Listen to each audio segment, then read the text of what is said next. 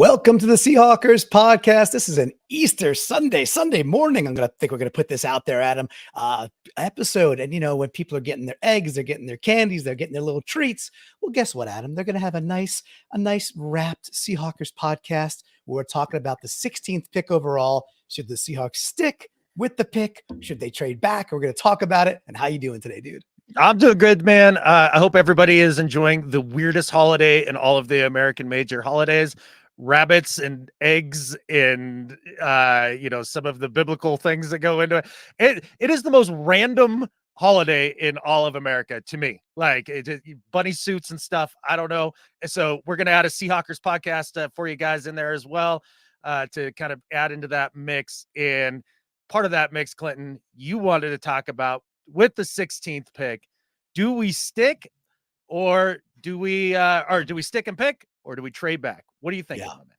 There's a lot going on there, and in this colorful Easter basket. One of my favorite things about Easter, though, is the color schemes. Love the pastels, love all that stuff. So that shiny action green egg we could put in the middle of that basket this year, and we'll talk about all that. And I do want to remind folks too, hey, youtube.com/Seahawkers podcast. Make sure you're hitting subscribe. Make sure you're hitting the bell. Hit the likes. It helps out a ton. And if you want to get in the flock, go getintheflock.com.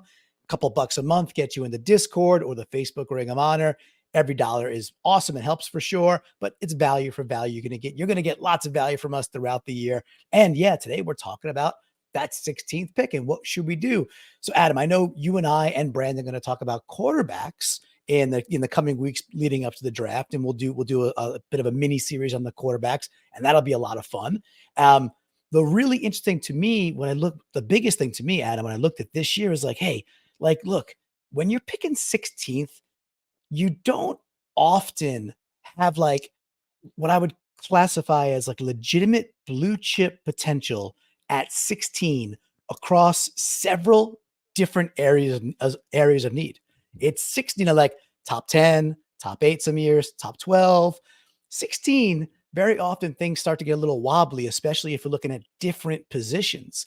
And yet this year, dude, I look at what's happening with the quarterbacks, and specifically it's like, hey, I can almost guarantee you 4 quarterbacks are going before the Seahawks. There's a very good possibility after Penix's pro day that QB froth is right back up to where it was after the combine, that it could be 5 QBs off the board before we pick at 16. So I think starting there, we're going to do the mini series about the individuals, but what do you think, dude? Do you think there's 4 gone, 5 gone before we even pick our first dude? This might sound a little crazy. I think there could be easily up to 6 gone by the time that we pick at 16, because GMs are stupid and desperate. There's a lot of quarterback desperation going on right now, and there's going to be a handful of guys who are talented, no doubt, but should be, if you were drafting properly, drafted in the second round based on their risk reward and upside and floors and all that stuff. And so I think that the idea that there's 4 or 5 is highly, highly likely. I think that's almost a lock. And so I think, kind of to your point, with 5 of those picks soaked up by quarterbacks, that's going to leave a lot of guys at all the other position groups that are highly talented that would normally be picked maybe, half a round higher, sitting there in the mid rounds. Now, is a pick of a guy who is maybe the peak of his position group that falls to you at 16 because of quarterback desperation, is that better than trading back a couple spots, maybe getting the second or third guy at that position group, and then acquiring a few more picks in second, third round, where, as we all know, cupboard's a little bare, and you might be able to pick up then, maybe 2 more dudes that are the 5th and 6th best dude at, say, I don't know, interior offensive line, in a group too that people are looking at and saying, this is a pretty good group. So it's not just the quarterback group that has a lot of talent. It seems as if wide receiver, offensive line, I don't think the safety group is particularly deep, or so I'm told. I'm not a draft expert, but it seems like there's a lot of position groups that there's a lot of depth there that you may be able to capitalize on if you do take the John Schneider way and trade out. Yeah, it'll be interesting. I'm going to talk about that a bit more too. I'm going to take us through a small exercise here, and you were hinting at it. So I am interested though, very quickly, about if it is a 6 QB. I mean, again, 5 would be a lot. That to me, 5 is equals Penix sneaks into the top 15. I don't know who you have at 6. So is that something you could unveil? Like, who would be that dude that is your clear 6 at this point? Penix. Penix is 6. Okay. All right. You know Yeah. what? Let's hold the rest for the mini series, because I'm Yeah. sure folks are, waiting with bated breath at this point. So, JJ at this point, JJ is looking like it's just storming up people's boards. It's like, oh, the Mhm. Vikings want to trade up, the Giants want to trade up, no, well, not the Chargers, but you get the gist. There's tons of teams that may want to even try to Yep. jockey ahead to get JJ. And if that happens, if you end up with like 4 dudes in the top, let's say 6, because of a trade up situation, let's say the Cardinals trade back and Yes. they just keep bringing in picks and then take a different wide receiver, or still get MJH, very, very possible, or MHJ, very, very possible. And that might be a really big time coup for them to do that. But if that happens, it puts that extra pressure on that 5 and 6, who might be like, well, we got to go get our guy. We got to go. And like you're saying, GMs could be like lemmings, and maybe they go over the QB cliff in 2024. And as Seahawks fans, look, we made that Sam Howell trade, and you might, however you think about it, whatever it is, the trade's in, right? So the card's already in. It's as if we drafted him in the 3rd round and then got this pick swap. So cool, that's already done for. Geno is under contract. Cool, Geno's a good quarterback. Great. So I think we got to cheer for as many QBs to go off the board as possible. But then you said there's another area of strength in this draft. Yes, offensive line being one, tackles specifically, but also, dude, wide receivers. So we start tallying this up and we say, all right, we know there's probably 4 quarterbacks. There's a very good possibility there's a 5th quarterback. I don't know about 6, so I'll call it a 5 for now, just to do the math. Then we know there's 3 wide receivers. We know Marvin Harrison Jr., we know Neighbors, and we know Rome. We know, a Duzé's coming off. Like, we know that for a fact. Possibly a 4th sneaks in there, maybe. And then in addition to that, there's Brock Bowers, who everybody's like, hey, someone's going to fall in love with him and his skill set. And he's very likely not going to get to 16. Would be interesting if he does, by the way, but very likely he does not get there because somebody just loves his very special skill set. Cool. Yeah. Then you start to get these dudes who are like, all right, but you still got some edge guys. You still got, like Alt, the big tackle who's probably going to maybe go top 5 or top 7, welcome to San Diego. Dudes like that. And you start to do this math, and man, Adam, there is a lake of really good, what I think are blue chip type players, whether they are an offensive tackle, an interior defensive lineman, or like I said, maybe that Brock Bowers for that kind of wild card one that's just like a special blue chip player. So I think just philosophically, it's like, do you think the Seahawks, let's say we stick and pick, right? And there's a blue chipper there, and we'll go through some of the names that are remaining. Do you think it's more valuable for this team, McDonald's year 1, to go get another blue chip guy? Like, and how do we qualify that? Let's say often making the Pro Bowl in their career, like that's a Pro Bowl caliber player, maybe pitches to All Pro every now and again, but Pro Bowl, and not voted in by the fans, but like a legitimate, like you open your eyes and go, that dude's a Pro Bowler, year after year. Or trade back and risk it a bit more and maybe get those 2nd or 3rd tier guys. So I just think philosophically, would you rather have the Pro Bowler or a little bit more picks at this point? Yeah. So a blue chipper being kind of like starter plus, like Yeah. a Yeah. really good, solid starter that you're like, I'd rather have him than 3/4 of the guy at his same position. Like Yeah. DK that's what you're Metcalf looking is for. DK is a blue chipper, right? Leo Williams is a 100%. blue chipper. Like those are dudes Right. that just like, yeah, they're and they may not be all pro, but they could pitch to it in some point in their career. But that's not the barometer. It's just like you open your eyes and be like, yeah, dude, of course you want that guy on your team type guy. Yeah. So, I mean, it takes big balls to get blue chips. And I think that sticking and picking here is kind of a big balls move if you're John Schneider, because of the fact that, you're so devoid in the 2nd and 3rd round of picks.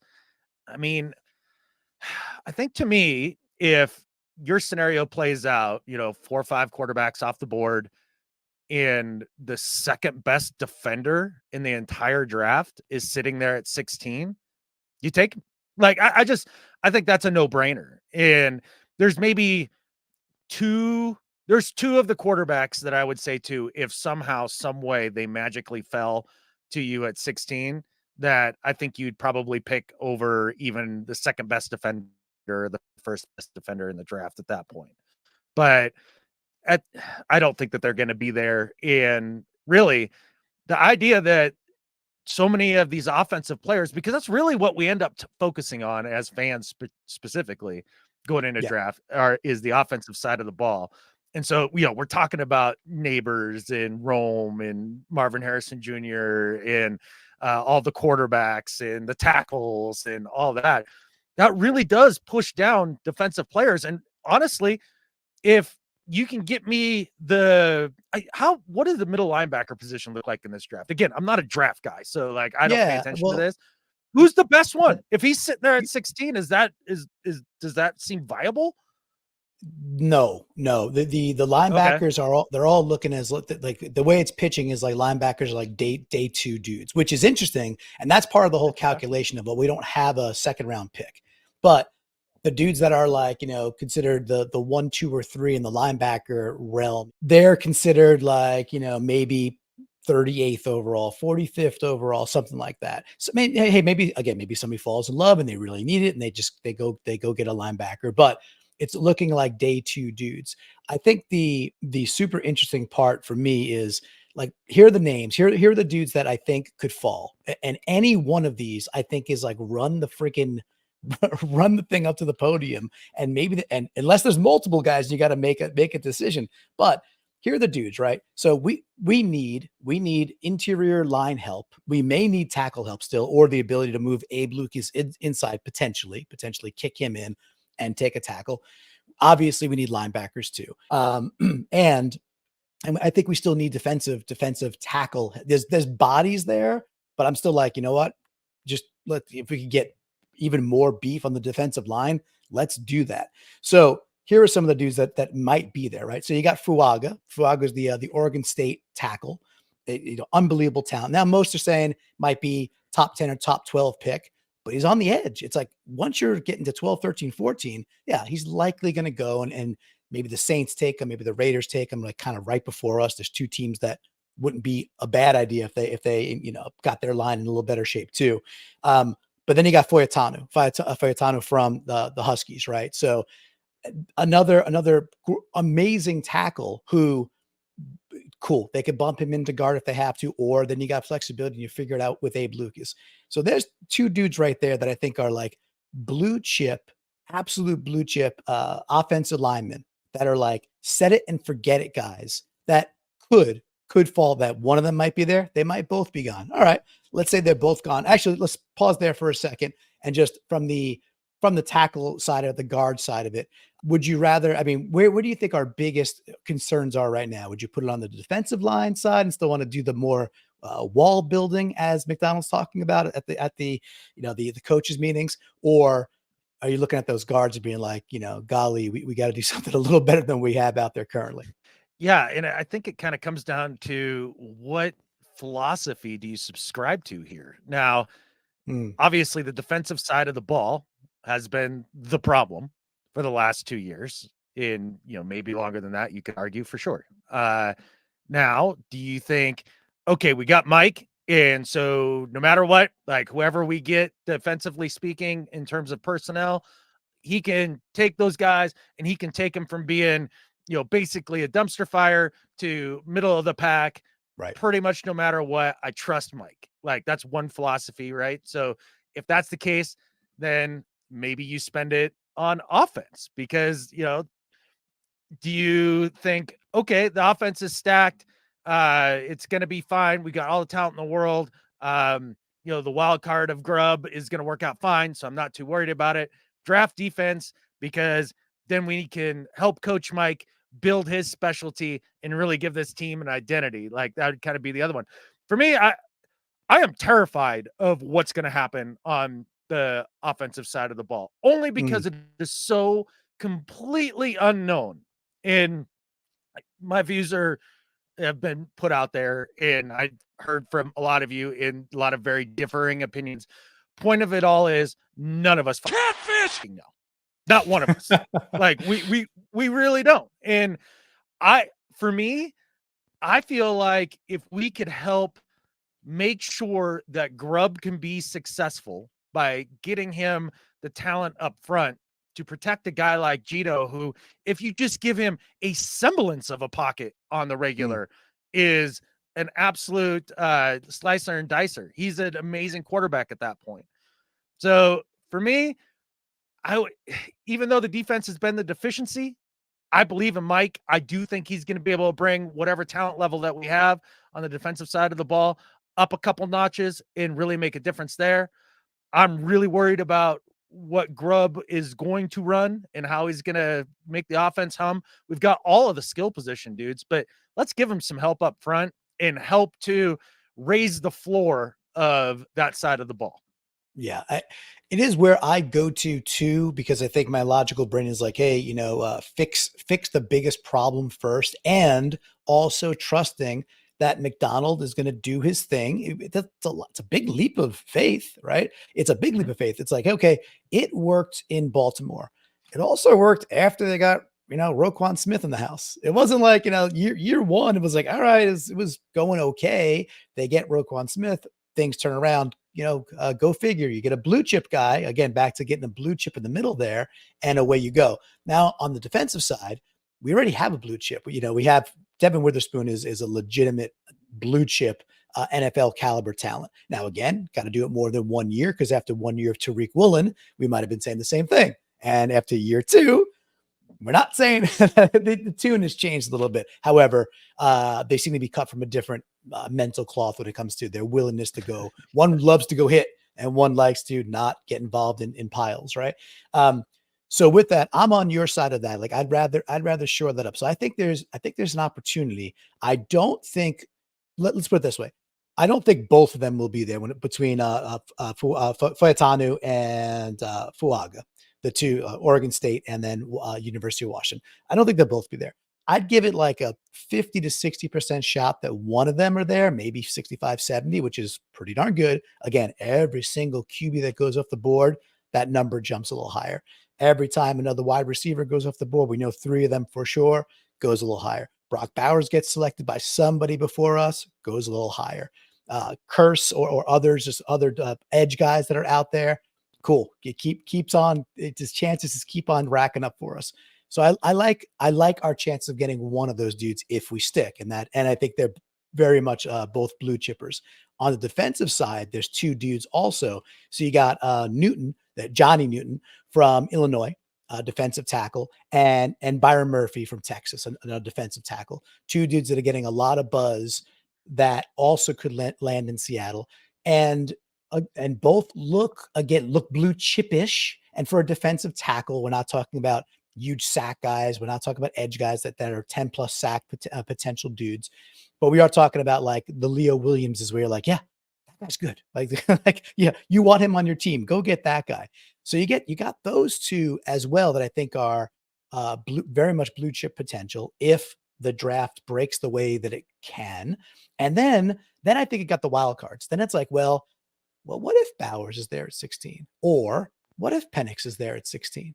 Like, that QB you wanted is there. Or that really special dude who's kind of this tight end move. You could play him at halfback. Who knows what you're going to do in a Grubb offense if you ran out DK with Bowers and Lockett and JSN and K9, and you could block for them a little bit.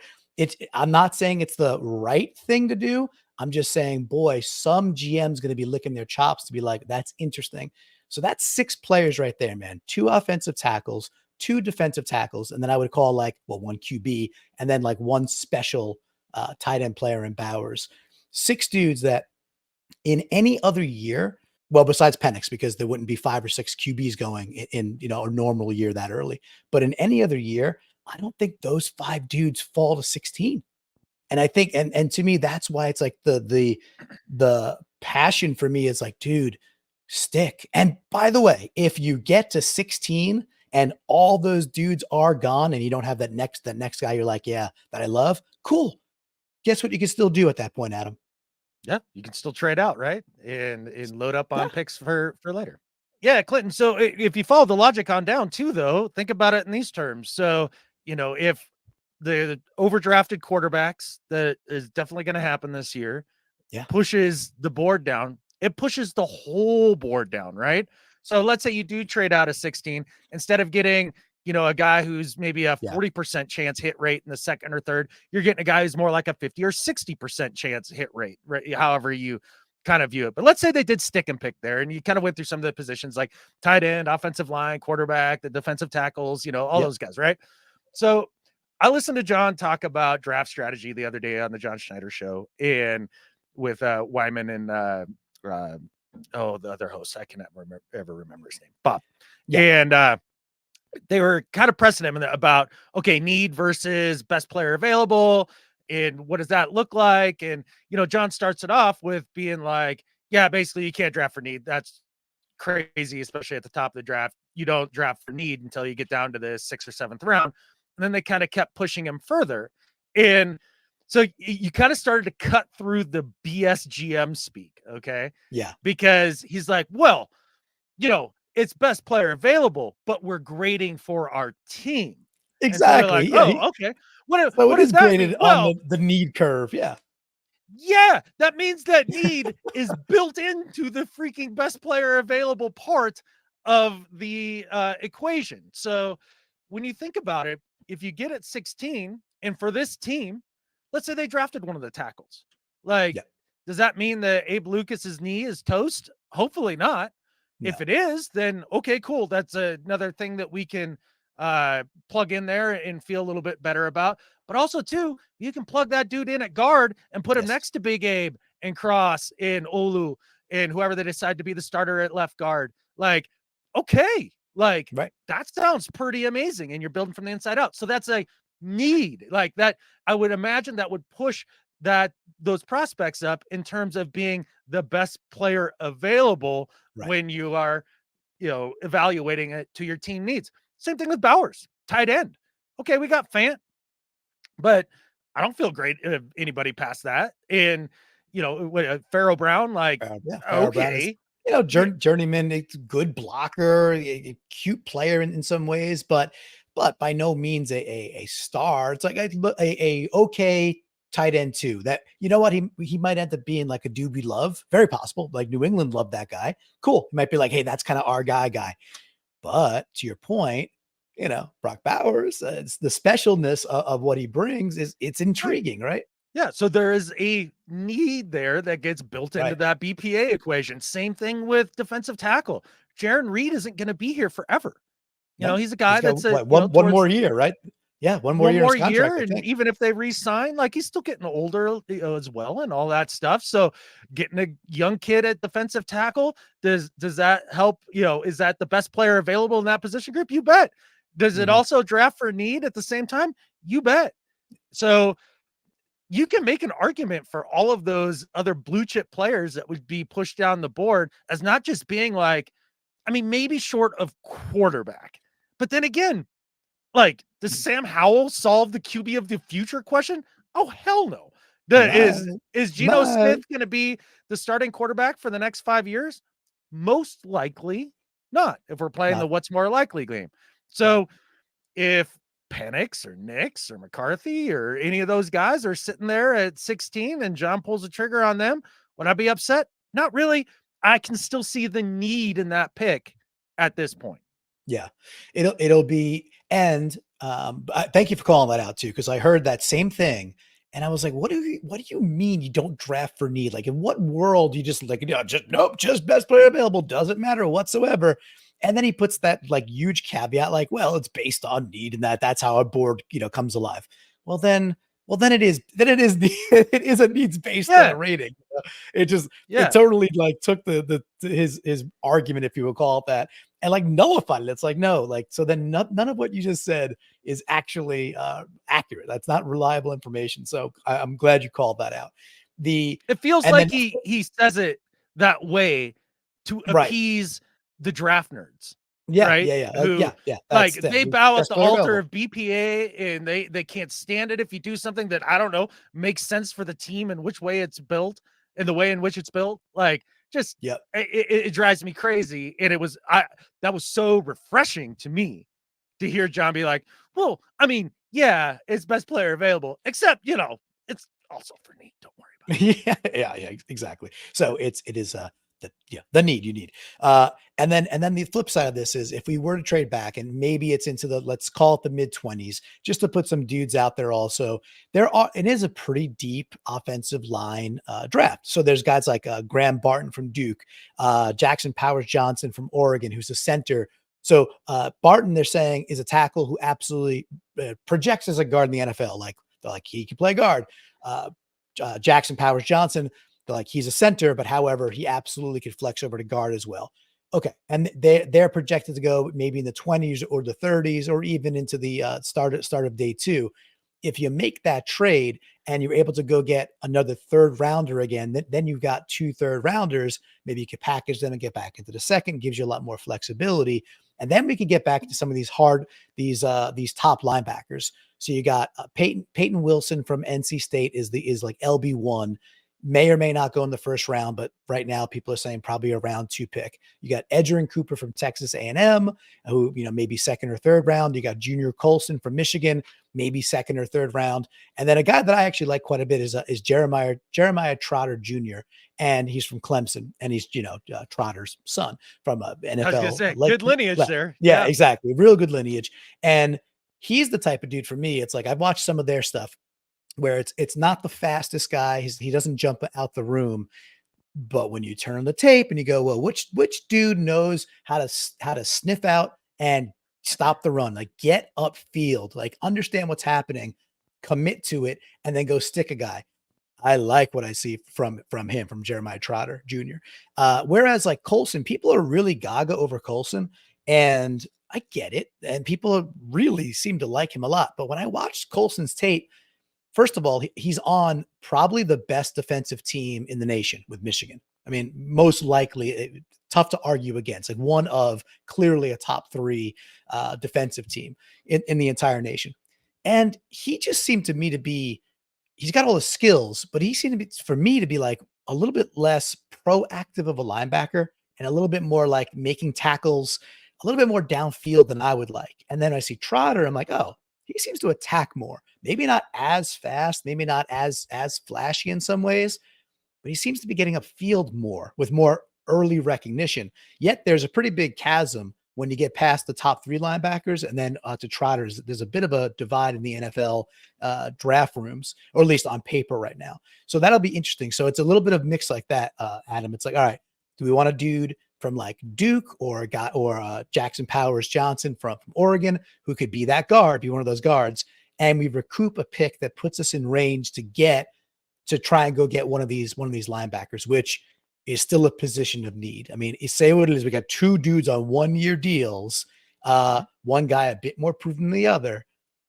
But I don't think we're feeling like we're on solid ground just yet when it comes to our linebackers heading into 24. My guess when it comes to the linebacker score here, Clinton, is just based on kind of how John operates and how he has for years. If I don't think he's going to try to push to make sure to get one of the 2 guys that are at the top of a very mediocre linebacker class is what it sounds like. Like, again, not a draft guy, so I'm going to take your word for it. Okay, if they're not all that talented, the linebacker group as a whole, I can't imagine John like really putting any resources there. My guess is that they go out in the second, third wave of free agency, get another, experienced veteran on a 1 or 2 year deal that's on the cheap, plug it in behind the 2 stopgap guys and, Baker and Dotson, and go after linebackers the next year if it's a stronger position group. And then you were talking about the offensive lineman and the idea of trading back rather than maybe picking one of the offensive linemen towards the top. Yeah. To be honest, I think that is so much more likely for him to trade back and pick up the offensive lineman later on in the draft than it is to take a guy at tackle who you're going to throw in at guard really high. I mean, the guard slander that has come out of John Schneider's mouth this offseason has been off the hook. And it kind of confirms the way that he's operated the whole time he's been in Seattle, where you're like, do you guard lives matter? Do you not care? And he's kind of like, yeah, I He actually doesn't. don't. He I doesn't actually don't. seem to care. Yeah. Yeah. He does not seem to care. It's 14 years in, and maybe shame on me for thinking he'll break that habit. My only kind of silver lining or saving grace for me there to pull the logic through is that he could justify it because it's a tackle. He's drafting a tackle, and then just like in Major League Baseball, you got to figure out, oh, we have too much starting pitching. Okay, really good problem to have.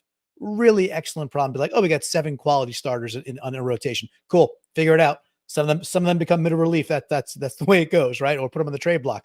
So if we end up in a position where we have 3 legitimate NFL tackles by drafting one at 16, maybe John gets over the mental hump and just understands that, okay, I got to kick Abe inside, or I got to kick the whatever it is, the new kid inside, if it's a Foyatanu. We'll see. I do think he could get over it, but I'm also hoping that he's influenced by McDonald, that he's influenced by Grubb, and that they assuage him to see it differently, because you probably heard the Jim Harbaugh take fairly recently, the video of him talk about, like, talk about how he's going to build the Chargers. He's like, well, he's like, you build a line. He's like, you start with did you hear about his take on the offensive line and how it's kind of its own, No. separate thing, and it's, it's basically saying this is the most important unit out there for these reasons.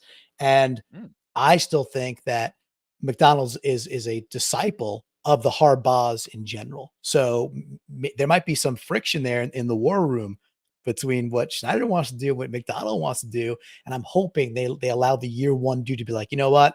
You're the defensive guru, and yet you're clamoring for us to go build our O line. I'm going to give it to you this year. Maybe I'm smoking and it's a pipe dream, and John's going to do what John wants to do. But I'm hopeful he listens to the new guy that he courted and flew across the country and stole from the Commanders. Yeah. So the comments from Mike throughout the owners' meetings there at the media availability, he talked a lot about the spine of the defense, right? Like up the middle, got to be strong up the middle, blah, blah, blah. Okay, cool. Yep. So if I'm going to take the converse of that, like if he's thinking as now a head coach, not just a defensive coach, like how do you want to be able to beat and attack teams if you think it is so paramount defensively to stop people up the middle and have that spine? Wouldn't you think that you would want your offense to have the offensive version of that spine to be able to just road grade people down the middle? That makes logical sense to me.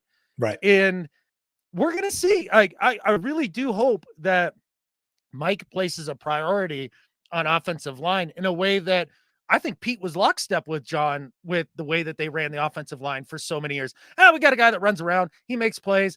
Just get a good back. He'll get us enough yards and we'll be fine. It doesn't even matter what we do on offense except for the last 2 minutes of the game. And, we'll play great defense. Yeah. And I'm hoping that Mike is like, yeah, no, I agree with the Harbaughs and feel like that we have to be solid and have not just a spine defensively, but a spine offensively. Yeah, and I think the Hankins signing showed that on the defensive side. It was like, no, we need that beef. Like we gotta have that big ass dude in the middle, and several of them hopefully. And that's exactly where my logic kind of stemmed from too. It's like you would want to mirror that, I think, because you understand the importance of it, because you coached the other side of the ball for all these years. You understand when these teams that have body movers and what they can do to you and strip away your ability to dictate the game to them defensively. So I'm bullish that McDonald kind of hopefully wins that bit of a tug of war, that at 16, here's the deal for me. At 16, if one of those 2 tackles are there, I just want us to take one of them. I think it's the best pick we can make. I also agree with you. I think the most likely thing for Cowboy John to do is to hit that bump and Dukes of Hazzard that thing and take the old orange car for a ride over and say, yeehaw, let's kick it back and let's see what falls to us at 25. And we picked up a 3rd rounder. We're gonna accumulate picks. I think it's more likely. I don't like it, but I do think it's the most likely thing. But for me, again, I am very much impassioned by the idea of collecting blue chips. And in very few drafts at 16, do you get this opportunity for like what I'm looking at are like four blue chips across, maybe five at very different positions. Again, tomorrow's Easter Sunday. We'll put it out for Easter right in your basket. Make sure you're subscribing, youtube.com/Seahawkers podcast, of course. Join it wherever on the podcast, on the audio, on the video. Subscribe, go to getintheflock.com. Join that as well. Couple bucks a month gets you in the Discord. That's always fun and on fire. And Adam, why don't you tease a little bit of what we got coming up? It's going to be April 1, really, really soon. What's our plans as we get into full-on draft season, bud? Yeah, man, we got a lot coming your way. We're going to continue to do the live Thursdays. That has turned out to be relatively popular, and it's been a lot of fun too. And it's worked with everybody's schedules. It's awesome having you and Mr. Phil and Brandon and me then as well, and just be able to kind of go over some of these off-season topics. Because to be honest, for just me and Brandon, it gets hard to stay focused throughout the off season after 11 years of doing this. But we also have some other cool things coming your way. So over the last 10 years that we've done the show, pretty much every year I've done a little ditty about quarterbacks in our regular flagship show and just shared my thoughts on quarterbacks and things like that. Have I had a couple big misses? Yeah. Overall, it's been like remarkably above average somehow. And so this year, Clinton has actually pushed me a little bit and, kindly suggested strongly that we take and we do a little more in-depth thing on that. And so we're going to have a little series of videos coming out about the quarterbacks and just the way that I evaluate them, what I'm seeing, the rank, the way that I would rank them, and get ready to get flamed by the interwebs. So I think it's going to be fun. It's going to be something that, I've been looking forward to doing for a long time, and we're going to actually make it a thing. And so look forward to that, folks. I love it. Now it's on video. Now it's out there. So now we're committed. We're pot committed, got to happen. And yeah, I've been cajoling you to do it because I'm like, hey, I don't know how you do it either. Like, first of all, I want to find out like what's the method to your madness? Like, what are you looking at here? And I've listened to you for many years before I became, a part of this whole thing.